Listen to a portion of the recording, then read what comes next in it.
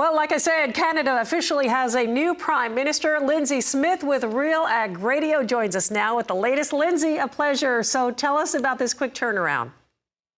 Well, that's right. So we will see, as of 11 Eastern tomorrow, our new Prime Minister, Mark Carney, will be sworn in.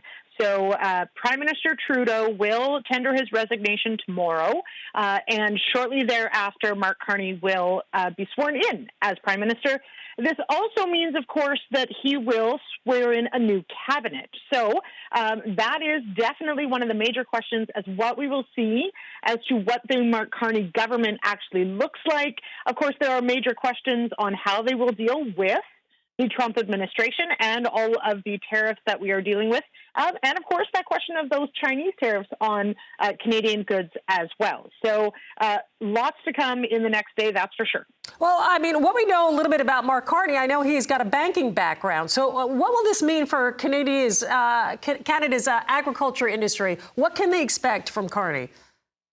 Well, that's right. So Mark Carney certainly has, that's what he's known for. He's never actually served in public office. He actually doesn't have a seat in Parliament right now. So he is somehow, and this is just the way the rules work in Canada, he will actually be our Prime Minister without having won his seat officially.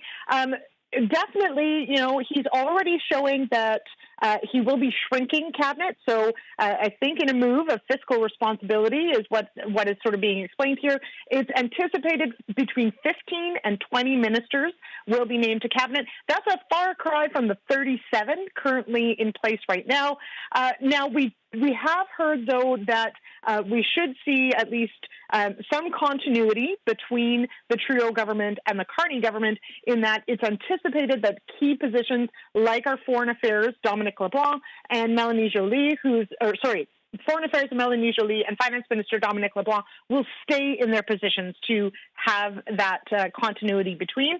And we shall see, though, I mean, honestly, and this is maybe the craziest part out of all of it, he may not be Prime Minister for very long, in that it is anticipated he will call an election relatively quickly, not waiting even until the end of March, potentially, for Parliament to resume. So he may win that next election and be Prime Minister going forward, but his tenure as Prime Minister, at least now, could be pretty short if he calls an election right away. Wow, very interesting. Lyndsey, thank you so much for joining us. Real Ag Radio update brought to you again by Economics, nutrient-economics.com for the latest crop nutrition research and information.